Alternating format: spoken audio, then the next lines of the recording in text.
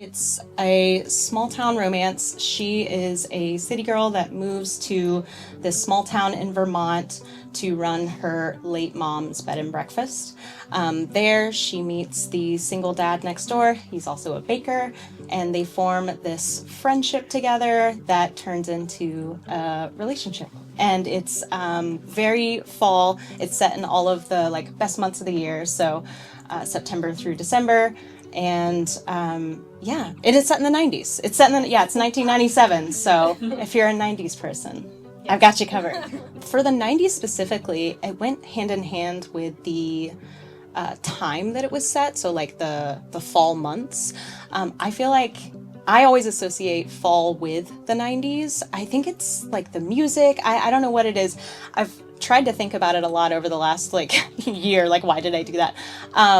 I feel like there's a lot of 90s movies that are probably set in fall, and that's gotta be it. What pastry item is your absolute favorite? Girl, that's a question. Pastries are my favorite food of all time. So that's very, as a genre, probably peach cobbler. I know that's not a pastry, but really any pastry that has a lot of bread and a lot of fruit, that combination's gonna get me. Okay. I really like the fruit. That's okay. Yep. Good. Whenever there is a baker in a book, I always find myself getting hungry while I'm reading. And so I'm wondering if you ever got hungry while you were writing, and do you have a go-to snack for when you are hungry while writing? So I don't know about hunger. I would crave it a lot. So I'm also really bad at baking and cooking. It's not my forte. There have been many times in books where I'll have a beta reader be like, what is this person making? Because there's boiling water and flour. What are we doing here? So with this particular book, I looked up a lot of recipes, and reading the recipes and then also watching short form video on how they make it. Maybe I should go to a bakery. I don't know. Maybe I should order some crumble. Who knows? A lot of authors are studying how to do sex scenes. You were just watching food porn. Yeah, pretty much. Yeah, that's the important part of the writing process. Okay, good to know that you did your research. That's very important. It was very difficult. Very trying. Yeah. So let's peek behind the curtain. So if it makes you happy, started off as a self-published book, and now you're working with Berkley for this fun new re-release.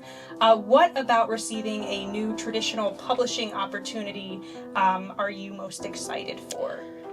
Probably all the new people who just haven't read me yet. That, it just the reach that traditional publishing and specifically Berkley has is just insane.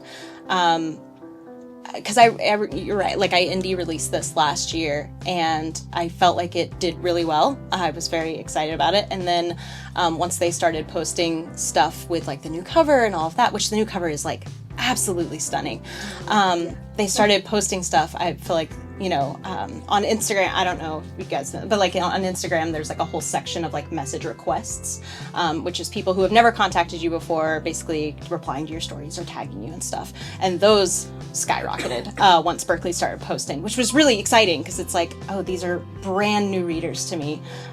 So that's been really, really cool. Just people finding me for the first time. And I'm so happy that this is the book that they're finding me with, because it's my favorite book I've ever written. I know you're not supposed to play favorites, but listen, I love this book. What was the process like taking a self-published book and working with a traditional publisher on it? It was very seamless. They know what they're doing, I guess. But yeah, we didn't make a lot of changes at all. It was just kind of another pass through for grammar and stuff like that. There is a bonus epilogue in the back, and I was really pumped about that because they brought it up of hey, since it's a re-release, what can we add? And I was like, bonus scene. So we added that. That was a lot of fun. And then it's interesting because they caught a couple things that I didn't catch the first time. So there's a playlist in the book at the very front, and I tried so hard to make sure every song was pre-1997. Is it a detail anyone would notice? No. But for me, it mattered. And I just didn't think anybody would care. And what's funny is during the edits, they pointed out a song. I didn't tell them that's what I was going for. And they were like, hey, this one's 1998. Is that on purpose? And I was like, no, remove it. I was like, I can't believe you noticed and fact checked that. I didn't even tell you. So that was really cool. But it's been a really good process. Like I felt like they have shown it a lot of care, which is really nice because it's my baby and I love it. But yeah, it's been pretty seamless. They've been really good.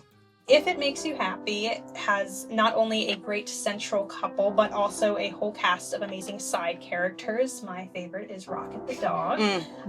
How important are engaging side characters in a small town romance, and why? Are there any side characters you had an extra fun time with in this book?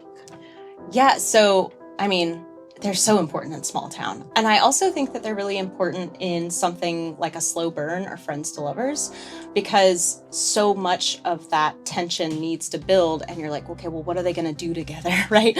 And I think a lot of the side characters and the small town shenanigans are what like bring them closer and makes her fall in love with the town as well.